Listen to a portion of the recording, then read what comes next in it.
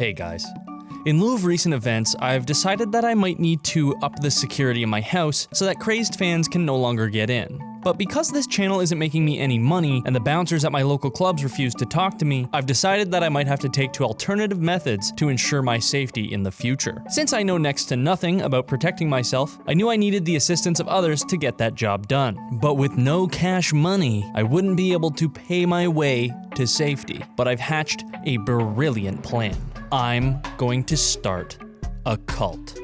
This is the only surefire way to solve my problem. However, there is one large roadblock to this plan. I don't know how to fucking start a cult. A speedy Google search provided me with answers that left me unsatisfied and unmotivated, until I found the perfect game that would simulate exactly what it would take to run my very own cult. One purchase and an install later, and I was ready to start a cult.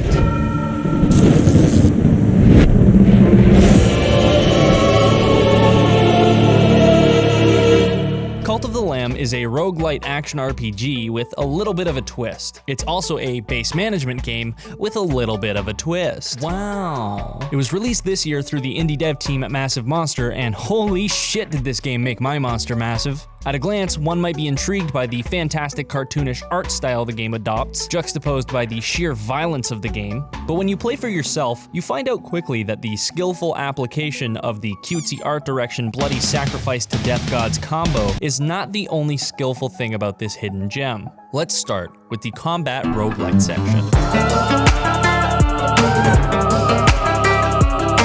Cult of the Lamb is the definition of more than a sum of its parts. One of those parts is a roguelite dungeon crawler that doesn't necessarily shake up the game by any means. You know, it's your standard enter a room with a small assortment of weapons and tools at your disposal, with random power increases as you progress through procedurally generated rooms of various baddies until you fight a big booty boss that busts your nuts. This section of the game is definitely not enough to hold the game up itself. Though the combat is responsive and feels good to play, it lacks the depth necessary to keep players coming back for more afterwards. These sections were thematically broken up into zones based on the gods you were sent there to destroy, and each zone teaches you the final boss mechanics slowly through the introduction of unique enemies as you progress. This system works well enough that I didn't really have any overly negative experiences with it, but it was also nothing to write home about. There's a difficulty selection screen, and I realized far into the game that I should have played on a higher difficulty, since there was only one boss I had any sort of difficulty with in the slightest. This difficulty culminated in a third boss attempt that went like this.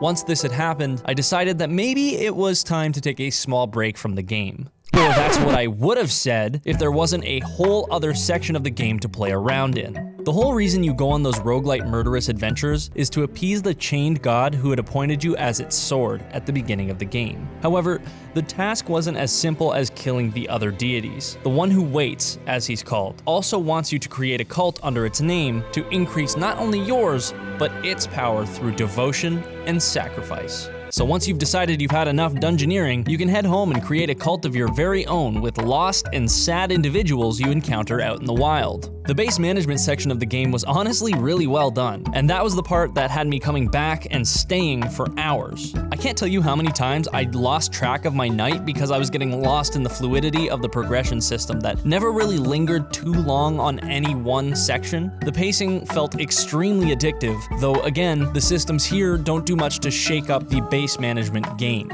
You gather resources, you build shit with those resources, you make sure your cult is happy and fed, and satisfy your incessant need for bloodshed. It's like a dumbed-down Animal Crossing if it was created by H.P. Lovecraft. The story is pretty non-existent. You're a lamb chosen as the avatar of death and destruction for a god called the One Who Waits, a chained and forgotten god trying to escape. You go on a quest into the other gods' domains and slaughter them one by one to unchain the waiting one. Lo and behold, you can free or betray him at the end as the twist and have one final boss fight. It's enough to keep things moving, but like the other parts, it lacks depth, but that's okay. I didn't play this game for the story. One other benefit of the base management section is that you can customize and name your followers as they come in. And I had more fun in the base unraveling a storyline of my own with these characters that I grew attached to than I did with the game's canon story. Let me share some of those moments with you. I recruit some early friends, such as Cubert, Balzac, and Cunguus. Keep in mind that these specimens joined me back when my cult was more of a grassroots startup versus the grand organization it is today. They helped me clear out the space to make way for our new business venture. I recruit a new follower in Milky Cow, and he and Cubert get along really well, and it's starting to throw me off just a little bit. We continue to build, have some lit parties where I talk about God and shit, and continue working from the ground up. Balzac suggests I give the cult a name. I agree, and name the cult based on the one green flag needed to join it. I hate Cubert. You might think that Cubert himself would have been appalled by the name. I had sure hoped so. However, he reveled in the fact that I immortalized him forever with the name, and now I couldn't change it. Martin Garrix and the entire passing population of downtown Iowa joins the cult, which ensures that we have nasty beats and a nasty stench. All in all, it's a pretty chill time until I find out that downtown Iowa is a little bit of a freak. He requests that I make Milky Cow eat a bowl of poop. At first, I was disgusted and appalled until I did a proverbial double take and realized who exactly he wanted to feed the poop to. I obliged and watched in horror and awe as I saw Milky Cow walk over and literally eat shit.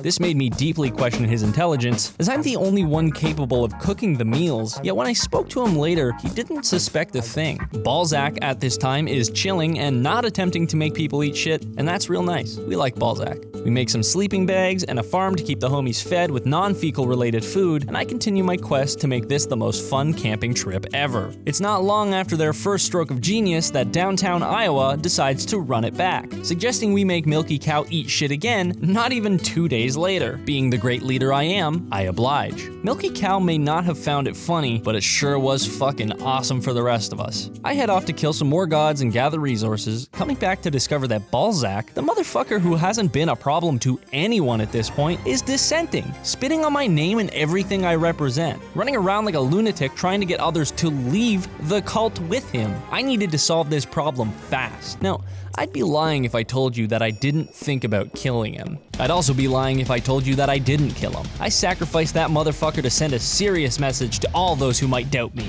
And that message is, don't be doubting me. Don't do that. With a recently emptied spot on the roster, I recruit 3-Hole Cheese, my sweet baby angel. Something was special about 3-Hole Cheese in that he never went to sleep. Literally worked so hard his body had evolved and adapted to not need it. Perhaps he should have been the vessel instead of me, considering how fucking frightening that sheer willpower is. Gush Gush joins the party and immediately wants to give downtown Iowa a taste of his own medicine. Out of pure curiosity and nothing else, I allow and perhaps even facilitate it. Naturally, downtown Iowa is pissed once he eats it. Thinking it a revenge plot from Milky Cow, he approaches me about taking these pranks to the next level. He wants me to murder Milky Cow. Now, as much as Milky Cow's relationship with Cubert freaked me out, he was also here basically from the get-go. I couldn't just let go of that loyalty. I had already lost one of my OG guys. So I told them, you know what? You guys duke it out. And they did in a fight pit in the middle of our chapel. It's not sacrilegious to do that. I make the rules here, bitch. Milky Cow sucker punches the living fuck out of downtown Iowa, securing a clear victory. Unfortunately, I'm shit at this game, and instead of letting downtown Iowa die, which is what I wanted to happen, I accidentally let him live. Fuck. I guess since then, their gained respect for each other in the ring lasted until they were able to live to the end of their days and get sacrificed to the ethereal moon krakens. What a happy ending. Beyond this, other members come and go throughout the continued efforts of the cult until I finally release the one who waits, who asks me to bend the knee. And because fuck you, I obviously don't. I kill him and his cronies in a duel for the ages, ascending to godhood myself, being the most worthy only because 3-Hole Cheese was no longer alive to take the mantle, as he rightly should have. This was my cult's story. That all said, Cult of the Lamb is an experience that's truly worth more than the sum of its parts and was entirely worth the money spent on it for the 12 hours I had with it. I would easily recommend this game to anyone with time on their hands looking for something casual. But disappointingly, considering I'm not a cartoon lamb so cute it nullifies the real horrors of sacrifice and making people eat their own shit, I think I might have to go back to the drawing board to secure my home from rabid fans. Let me know if you guys come up with anything before I do. Thanks for watching.